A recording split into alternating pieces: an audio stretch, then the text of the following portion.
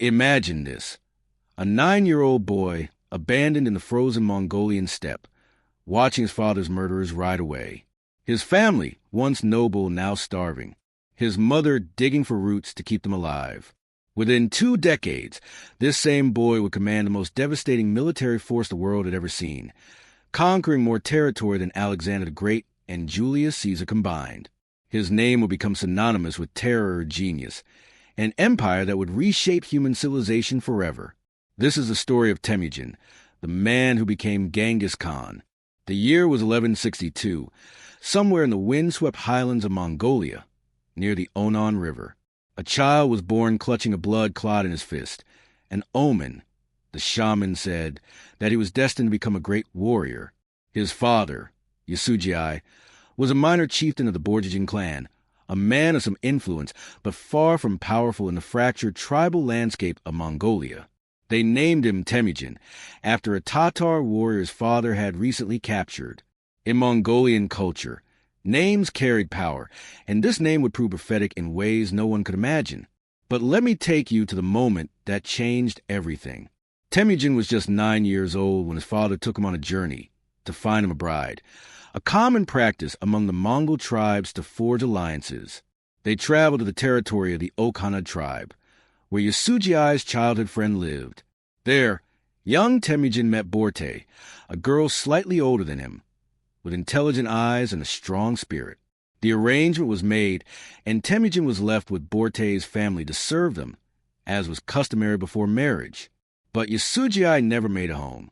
On his return journey, he stopped at a Tatar camp. The Tatars, recognizing him as the man who had killed many of their warriors, offered him food and drink as hospitality demanded, but they poisoned it. Yasujii died in agony, and word was sent to Temüjin. Here's where the story becomes brutal. In Mongol society, when a chieftain died, his followers were free to abandon his family. The Temüjin clan, rivals within the broader tribal confederation, saw their opportunity.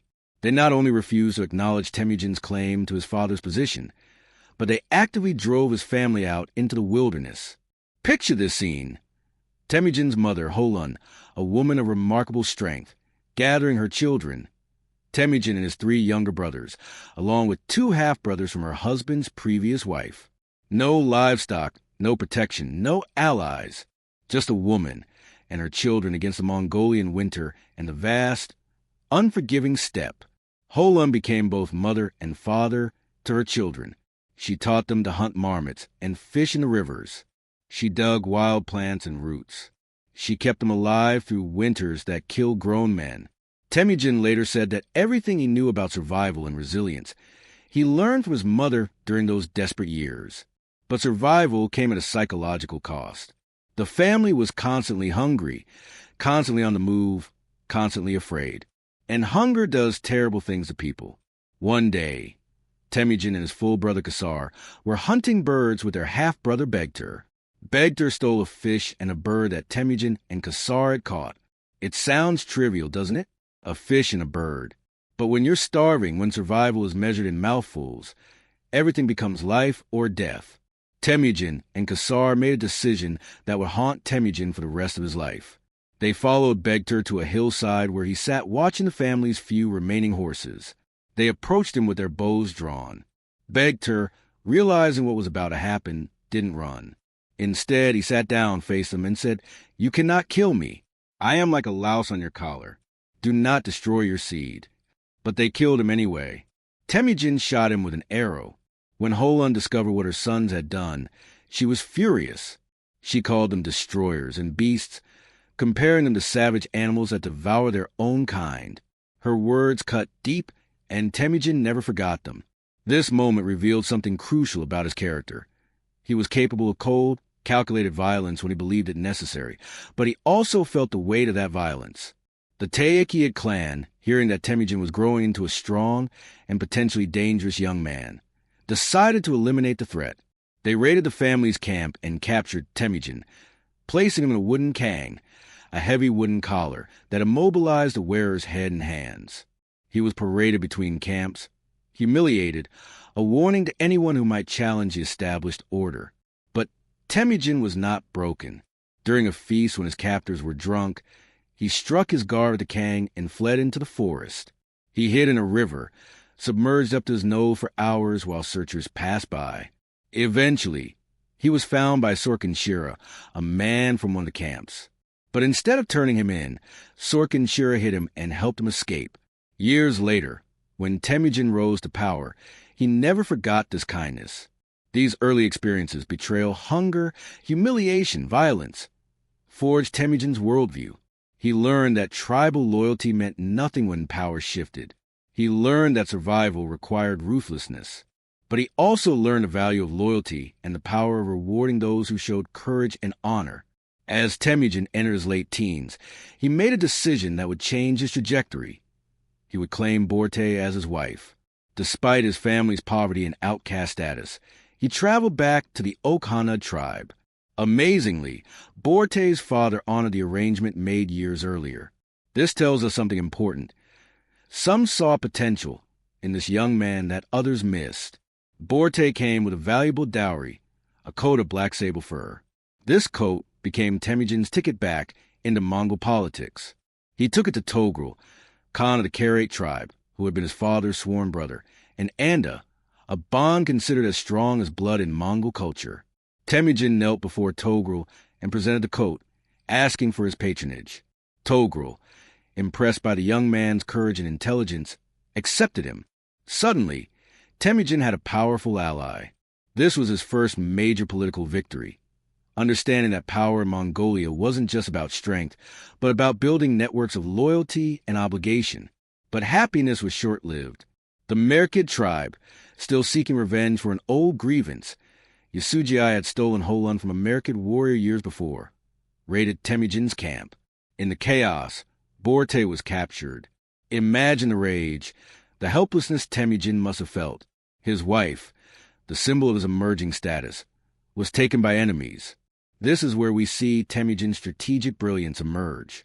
Instead of rushing into a suicidal revenge mission, he methodically built a coalition.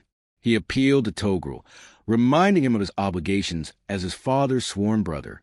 He reached out to Jamukha, his childhood friend. They had sworn to be Andas, blood brothers, in their youth. Together, they assembled a force of 20,000 warriors. The attack on the Merkid was swift and devastating. Temüjin's forces scattered them, and he recovered Borte. But there was a complication. Borte was pregnant. When she gave birth to a son, Joki, there would always be whispers about whether the child was truly Temüjin's. To his credit, Temüjin treated Joki as his legitimate heir, though the questions would create problems later. This raid was more than a rescue mission. It was Temüjin's announcement that he was a force to be reckoned with. Warriors began to notice him. He was generous with plunder, loyal to his followers, and brilliant in battle. Men started to leave their own clans to join him. For a time, Temüjin and Jamukha campaigned together. Their forces combined. They were sworn brothers, after all. But subtle tensions emerged. Jamukha represented the old aristocratic way. He believed in the supremacy of noble bloodlines and traditional clan structures. Temüjin, scarred by his own family's abandonment, began to articulate a different vision. Merit over birth, loyalty over lineage, unity over endless tribal feuding. The break came during a joint migration. Jamukha suggested they camp near the mountains, while Temüjin proposed grasslands. It seemed like a minor disagreement, but Borte understood its deeper meaning. She told Temüjin that Jamukha was testing him, trying to establish dominance. That night, Temüjin and his followers quietly left, separating from Jamukha's group. This split would define Mongolian politics for the next 2 decades. 2 visions for Mongolia's future. Jamukha's aristocratic confederation versus Temüjin's meritocratic empire. As Temüjin's power grew, he implemented revolutionary policies. Unlike other Mongol leaders, he distributed loot equally among his warriors regardless of their clan origins. He promoted men based on ability, not bloodline. He even incorporated defeated enemies into his army if they showed courage. He valued loyalty and skill over tribal affiliation. One famous incident illustrates this perfectly. During a battle, an arrow struck Temüjin's horse in the neck, nearly killing him. After the battle, He demanded to know who had shot the arrow. A warrior named Jeeb stepped forward, expecting execution. Instead, Temüjin was impressed by his honesty and skill and recruited him. Jeeb would become one of his greatest generals. This was shocking to traditional Mongol sensibilities. You don't recruit the man who tried to kill you. But Temüjin saw things differently. He wanted the most talented warriors, regardless of their past. This ability to transcend tradition and see the bigger strategic picture set him apart from every other leader on the steppe. By the mid-1190s, Temüjin had become powerful enough that Togul began to see him as a partner rather than a subordinate. Together, they campaigned against various tribes, with Temüjin consistently proving himself as both a warrior and a leader. His reputation grew with each victory. But Togul's son, Singum, grew jealous. He poisoned his father's mind against Temüjin, claiming the younger man was becoming too powerful and would eventually betray them. In 1203, Togul reluctantly agreed to ambush Temüjin at a false peace conference. Temüjin discovered the plot just in time, but the betrayal cut deep. Togul had been like a father to him. The resulting battle was one of Temüjin's worst defeats. His forces were scattered, his followers dispersed, and he was forced to flee with only a handful of loyal men to the shores of Lake Baljuna. This was Temüjin's darkest hour. He had lost everything he'd built. Sitting by that desolate lake, drinking muddy water, surrounded by less than 20 men, he could have given up. Instead, he made a vow with his remaining followers. If they stayed loyal, if they fought on, he would share with them all the fruits of victory. This Baljuna covenant became legendary in Mongol history, symbolizing loyalty in the face of impossible odds. What happened next is almost miraculous. Word spread across the steppe about Temüjin's covenant and his situation.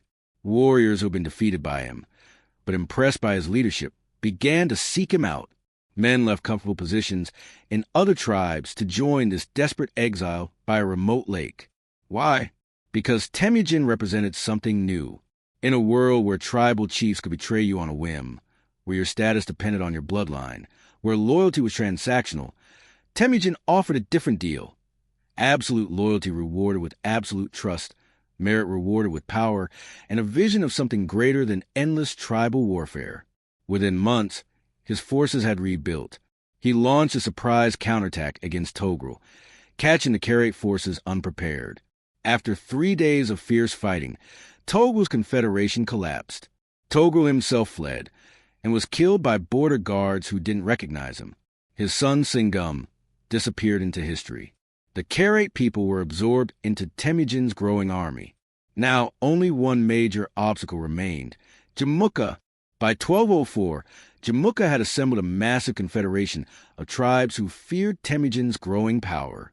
The traditional aristocrats saw clearly that Temüjin's meritocratic system threatened their entire way of life. This final confrontation would determine Mongolia's future. The battle took place at Dalenbal's hut. It was massive. Tens of thousands of warriors clashing across the steppe. Jamukha tried to use shamanic weather magic, creating storms to frighten Temüjin's troops. But when the storms affected his own forces, many saw it as a bad omen. The battle turned decisively in Temüjin's favor. Jamukha fled, but his own men betrayed him and delivered him to Temüjin. Here we see something fascinating about Temüjin's character. When Jamukha was brought before him in chains, Temüjin had the men who betrayed Jamukha executed on the spot. "How can I trust men who betray their own lord?" he asked. He offered Jamukha reconciliation. They could be brothers again, ruling together as they once dreamed. But Jamukha refused. He said there could only be one sun in the sky, one lord on the earth. He asked for an honorable death, to be killed without spilling his blood, so his spirit could remain intact. Temüjin granted his childhood friend's request. Jamukha was wrapped in a carpet and his back was broken, a noble's death by Mongol standards. Some say Temüjin wept as he gave the order. Whether that's true or not, it marks the end of one era and the beginning of another. In 1206, a great Kurultai, an assembly of all Mongol tribes, was called at the headwaters of the Onan River, the same region where Temüjin had been born 44 years earlier. The gathered chiefs, generals, and shamans proclaimed him Genghis Khan, the oceanic or universal ruler. This wasn't just a new title for a Mongol warlord. Genghis Khan was declaring something unprecedented: the unification of all Mongol peoples under a single banner, with a single law code, a single military structure, and a single purpose. The fragmented, feuding tribes of steppe were now the Mongol Empire. The secret of Genghis Khan's success wasn't just military genius, though he had that in abundance. It was his ability to build institutions. He created the Yasa, a comprehensive law code that applied to everyone, nobles and commoners alike. This was revolutionary. The laws covered everything from military discipline to theft to religious tolerance. Speaking of religious tolerance, this is one of the most misunderstood aspects of Genghis Khan's rule. While he was utterly ruthless with those who resisted him, he explicitly protected religious freedom. Christians, Muslims, Buddhists, and Shamans all found places in his empire. He exempted religious leaders from taxation and military service. Why? Because he understood that religious persecution created unnecessary resistance. Let people worship as they wished, and they'd be less likely to rebel over matters of faith. He also revolutionized the Mongol military. He organized his army into decimal units, tens, hundreds, thousands, and 10,000s to muns. This created a clear command structure. He implemented the arrow messenger system. Riders would carry messages across vast distances, changing horses at relay stations. This made communication across the empire faster than anything seen before in human history. Perhaps most importantly, he promoted based on merit alone. One of his greatest generals, Macaulay, was born a slave. His chief judge, Shigi Kudaku, was an adopted Tatar boy. If you were talented and loyal, Genghis Khan would elevate you regardless of your origins. This was unthinkable in the rigid hierarchical societies of the time, whether in Mongolia, China, or Europe. With Mongolia unified, Genghis Khan turned his attention outward. But here's what's interesting. He didn't initially plan to conquer the world. His early foreign campaigns were driven by specific objectives: security, revenge, and trade. First came the Xia Kingdom in northwestern China. They had refused to provide troops when Genghis Khan requested them, a direct insult to his authority. The campaign was brutal and efficient, forcing Xia into tributary status by 1209. Then came the Jin dynasty of northern China. This was personal for Genghis Khan. These were the descendants of the Jurchen people who had long dominated and humiliated the Mongols. The Jin emperor had demanded that Genghis Khan submit to him.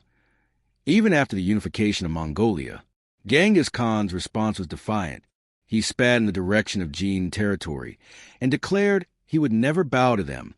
The invasion of Jin territory in 1211 marked the beginning of a campaign that would last decades and fundamentally alter Chinese history.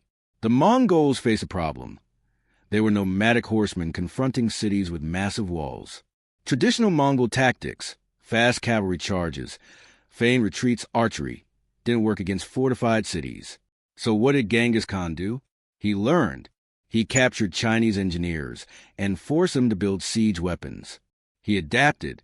His armies began using catapults, siege towers, and eventually gunpowder weapons. The Mongols proved to be incredibly adaptive. They would adopt any technology, any tactic that worked, regardless of its origin. The siege of Zhongdu, modern-day Beijing, in 1215 demonstrated this evolution. The Mongols surrounded the city with a massive army, cut off all supply lines, and bombarded it with siege engines built by captured engineers. The city held out for months, its population slowly starving. When it finally fell, the destruction was apocalyptic. Fires burned for weeks. The death toll was staggering. This is where we must confront the darker aspect of Genghis Khan's legacy. He used terror as a weapon. Cities that resisted were massacred as examples to others. The message was clear: submit and live under Mongol rule with relative peace, or resist and face total annihilation. But here's the crucial nuance. Cities that surrendered immediately were often treated well. Genghis Khan wasn't interested in pointless destruction. He wanted submission and tribute. Terror was a tool to achieve that end. It was cold, calculated, and horrifyingly effective. By 1218, the Mongol Empire stretched from Korea to Central Asia. Genghis Khan had achieved something no one thought possible. He had made the Mongols a world power. But he wasn't done. The Khwarezmian Empire, a powerful Islamic state controlling much of Central Asia and Iran, was next, and this conquest came about almost accidentally, triggered by one of history's most consequential diplomatic blunders. Genghis Khan initially wanted trade relations with Khwarezm. He sent a caravan of 500 merchants to establish commercial ties. But the governor of the border city of Otrar, either through greed or suspicion, accused the merchants of being spies and had them executed. Their goods were seized. Genghis Khan sent ambassadors demanding justice and compensation. The Khwarezmian Shah, Ala ad-Din Muhammad, in a catastrophic miscalculation, had the chief ambassador killed and sent the others back with their beards burned off, a grievous insult in Mongol culture. Genghis Khan's response was methodical and devastating. He assembled an army of approximately 100,000 to 150,000 warriors, not as large as many of his enemy's forces, but infinitely better organized and led. The campaign that followed was a masterclass in military strategy. The Mongols didn't just invade, they systematically destroyed the Khwarezmian Empire. Cities that had stood for centuries were reduced to rubble. The great city of Samarkand fell in just days. Bokhara was burned. The capital, Urgench, resisted fiercely and was consequently subjected to a massacre so complete that survivors said the dead outnumbered the living. The Khwarezmian Shah fled before the Mongol advance, abandoning his empire. Genghis Khan sent two of his best generals, Jib and Subutai, with 20,000 men to pursue him. This pursuit will become one of history's most remarkable military expeditions. The two generals chased the Shah through Persia, around the Caspian Sea, and into Azerbaijan before he finally died on an island, broken and defeated. But Jib and Subutai didn't stop. They kept going, raiding to the Caucasus, defeating a coalition of Russian princes at the Battle of Conqueror River in 1223, and then circling back to Mongolia. They had traveled over 8,000 miles, defeated every army they encountered, and gathered invaluable intelligence about the lands to the west. By 1225, Genghis Khan returned to Mongolia. He was now in his 60s, an advanced age for someone who had lived such a violent life. His empire was the largest contiguous land empire in human history, stretching from the Pacific Ocean to the Caspian Sea. But he wasn't satisfied. The Xia kingdom, which had promised submission years earlier, had failed to provide troops for the Khwarezmian campaign. This betrayal infuriated him. Despite his age and against his advisors' counsel, he launched one final campaign against Xia in 1226. During this campaign, Genghis Khan was injured while hunting. Accounts vary, but some say he fell from his horse, while others claim he was wounded in battle. The injury became infected. He continued the campaign despite his failing health, driven by rage against Xia's betrayal. In August 1227, while besieging the Xia capital, Genghis Khan died. The exact cause remains debated. The infection from his injury, possibly combined with his advanced age. His last orders were chilling. After his death, the Xia royal family and much of the population should be massacred, and his death should be kept secret until the campaign was complete. Both orders were carried out. The circumstances of his burial remain one of history's greatest mysteries. According to legend, the funeral procession killed everyone they encountered to keep the location secret. His body was returned to Mongolia and buried somewhere near the Burkhan Khaldun mountain, the sacred mountain of his youth. The burial site was deliberately hidden, and the soldiers who buried him were allegedly killed to ensure the secret died with them. To this day, despite numerous expeditions and modern technology, Genghis Khan's tomb has never been found. It's fitting, in a way. The man who reshaped the world remains beyond our grasp, even in death. But his legacy is everywhere. His sons and grandsons continued his conquests.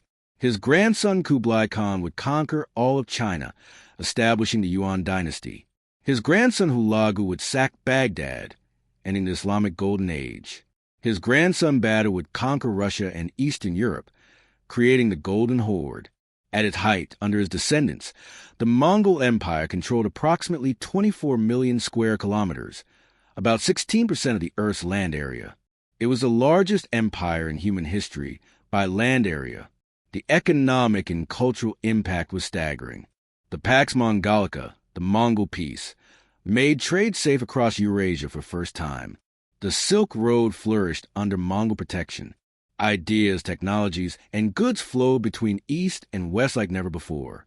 Paper money, gunpowder, the compass, printing, all spread more rapidly because of Mongol rule. But the cost was unimaginable. Conservative estimates suggest that Genghis Khan's conquest resulted in 40 million deaths, about 10% of the world's population at the time. Entire civilizations were destroyed. Cities that had stood for millennia were erased. The irrigation systems of Central Asia were so thoroughly destroyed that some regions have never fully recovered. Recent genetic studies suggest that approximately 16 million men alive today carry a Y chromosome lineage that traces back to Genghis Khan and his close male relatives.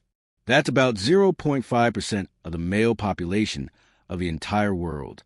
This genetic legacy speaks to both his reproductive success and the systematic way he and his descendants spread their lineage across the empire. So how do we evaluate Genghis Khan? He was simultaneously a brutal conqueror who caused unprecedented death and suffering, and a brilliant administrator who created systems of governance that were ahead of their time. He was a destroyer of civilizations and a protector of religious freedom. He massacred millions and promoted based on merit rather than birth. Perhaps the key to understanding him is to remember that he was a product of the brutal world of the Mongolian steppe, but he transcended it. The boy who watched his family starve, who killed his brother for food, who was enslaved and humiliated. That boy learned that survival required absolute ruthlessness. But the man he became also understood that building something lasting required more than violence. It required law, loyalty, and a vision that could unite diverse peoples. He never learned to read or write, but he recognized the value of literacy and employed scholars to record his empire's laws and history.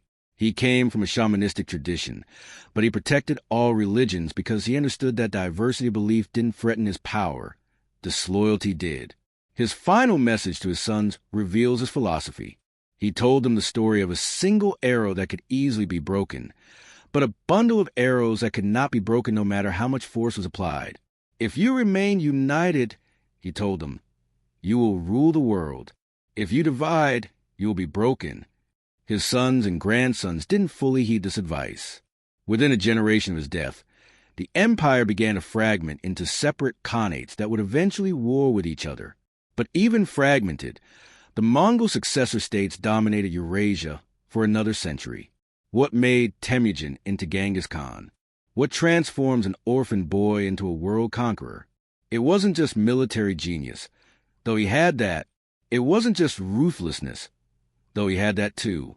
It was his ability to learn from every experience, to adapt to every challenge, and to inspire absolute loyalty in his followers. He understood that power based solely on fear was unstable. So he built loyalty through generosity, meritocracy, and the promise of shared glory. He understood that diversity was strength.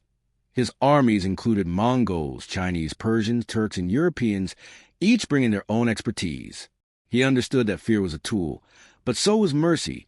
Cities that surrender were spared, creating incentives for others to submit. But perhaps most importantly, he never forgot where he came from.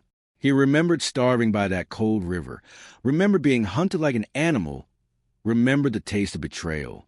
Those memories drove him to create a system where loyalty was rewarded, where merit mattered more than birth, where the strong were bound by law just as much as the weak. Was he a monster? By modern standards, absolutely. His methods were barbaric, his body count staggering. Was he a genius? Undeniably. His military innovations, administrative systems, and strategic vision were centuries ahead of his time. The truth is, Genghis Khan was both and neither. He was a human being shaped by extraordinary circumstances, who responded to those circumstances in ways that changed the world forever. He was a boy who survived when he should have died, the outcast who became a king, the nomad who built an empire that would outlast kingdoms with thousand-year histories. 800 years after his death, we're still trying to understand him. Was he the wrath of God, as some Islamic historians called him? Was he the unifier and lawgiver as Mongol followers believed? Was he one of history's greatest monsters or one of its most successful leaders? Maybe he was all of these things. Maybe the lesson of Genghis Khan is that history's most consequential figures resist simple moral categorization. They are complex, contradictory, and ultimately unknowable in their full humanity. What we can say with certainty is this: a boy born clutching blood in his fist rose from absolute poverty and humiliation to create the largest land empire in human history. He died in his 60s after reshaping the world map, and his genetic legacy endures in millions of people alive today. Love him or hate him, fear his memory or admire his achievements, Genghis Khan cannot be ignored. His story reminds us that the arc of a single human life can bend the course of civilization. That leadership, in its most consequential form, is about vision, loyalty, and the courage to break with tradition when tradition fails. That the difference between a forgotten warrior and a world conqueror often comes down to resilience, the refusal to accept defeat even when defeat seems inevitable. From the frozen banks of the Onan River to the Caspian Sea, from the walls of Beijing to the streets of Samarkand, Temüjin, the boy who became Genghis Khan left his mark on human history like few others ever have or ever will. So here's my question for you. If Genghis Khan appeared in today's world with the same abilities and drive but modern technology and knowledge, what would he accomplish? Would he be a tech billionaire, a military leader, a political revolutionary, or something else entirely? Think about it. What does a success tell us about leadership, power, and human nature that still applies today? If this deep dive into one of history's most fascinating and controversial figures intrigued you, make sure to subscribe to our channel. We explore the lives of world changers, the moments that shape civilization, and the stories that reveal what humans are truly capable of, for better and worse. Hit that subscribe button, ring the notification bell, and join us as we uncover the truth behind history's legends. Until next time, keep questioning, keep learning, and keep exploring the past that made our present possible.